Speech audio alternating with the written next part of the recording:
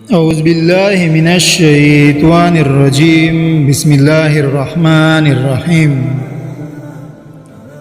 ناظرین، آپ نے لوح محفوظ کے بارے میں کئی بار سنا ہوگا، لیکن لوح محفوظ کیا ہے، کس چیز سے بنی ہے، کہاں پر ہے اور اس پر کیا لکھا ہے، اس کی معلومات بہت کم لوگوں کو ہوتی ہیں۔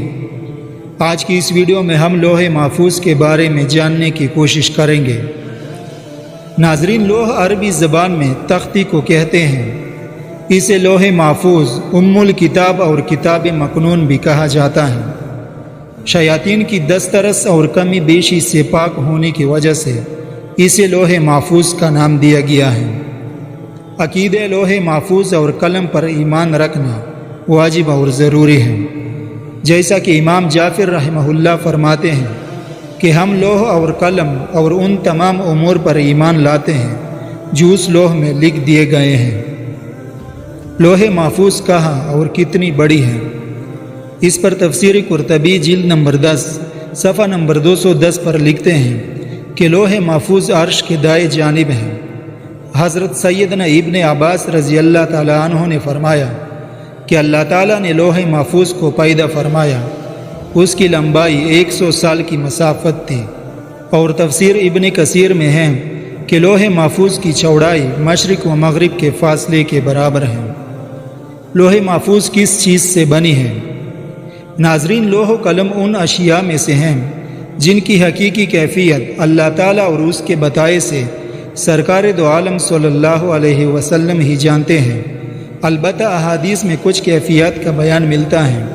رسول اللہ صلی اللہ علیہ وسلم نے ارشاد فرمایا کہ لوح محفوظ سفید موتی سے بنی ہے، اس کے صفحات سرخ یاقوت کے ہیں، اس کا قلم نور اور اس کی لکھائی بھی نور ہے۔ لوح محفوظ پر کیا لکھا ہے؟ ناظرین، لوح محفوظ کے بارے میں اللہ تعالیٰ کا فرمان ہے، بل ہوا قرآن مجید فی لوح محفوظ، بلکہ وہ کمال شرف والا قرآن ہے لوح محفوظ میں۔ تفسیر قرطبی میں اسی آیت کریمہ کی تفسیر میں علماء کرام لکھتے ہیں کہ لوح محفوظ میں مخلوق کی تمام اقسام اور ان کے متعلق تمام امور، مثلا موت، رزق، اعمال اور اس کے نتائج اور ان پر نافذ ہونے والے فیصلوں کا بیان لکھا ہے۔ حضرت سیدنا ابن عباس رضی اللہ تعالیٰ عنہ نے فرمایا کہ اللہ تعالیٰ نے سب سے پہلی چیز لوح محفوظ میں یہ لکھی کہ میں اللہ ہوں، میرے سوا کوئی عبادت کا مستحق نہیں، محمد صلی اللہ علیہ وسلم میرے رسول ہیں۔ جس نے میرے فیصلے کو تسلیم کر لیا اور میری نازل کی ہوئی مصیبت پر صبر کیا اور میری نعمتوں کا شکر ادا کیا تو میں نے اس کو صدیق لکھا ہے اور اس کو صدیقین کے ساتھ اٹھاؤں گا، اور جس نے میرے فیصلے کو تسلیم نہیں کیا اور میری نازل کی ہوئی مصیبت پر صبر نہیں کیا اور میری نعمتوں کا شکر ادا نہیں کیا، وہ میرے سوا جسے چاہے اپنا معبود بنا لے۔ ناظرین، قیامت تک ہونے والی ہر بات لوح محفوظ میں لکھی ہوئی ہے۔ اللہ تعالیٰ نے مخلوق کو پیدا کرنے سے پہلے قلم کو حکم دیا کہ تو میری مخلوق کے بارے میں میرا علم لکھ دے، پس اس نے قیامت تک ہونے والا سب کچھ لکھ دیا۔ لوح محفوظ میں جو کچھ لکھا ہے اسے قضاء و تقدیر بھی کہتے ہیں۔ ہر بیماری کے لیے شفا۔ رسول اللہ صلی اللہ علیہ وسلم نے ارشاد فرمایا کہ جبریل امین نے مجھے ایک ایسی دوا بتائی جو ہر ایک بیماری کے لیے شفا ہے، اور انہوں نے مجھے بتایا کہ یہ نسخہ میں نے لوح محفوظ سے حاصل کیا ہے۔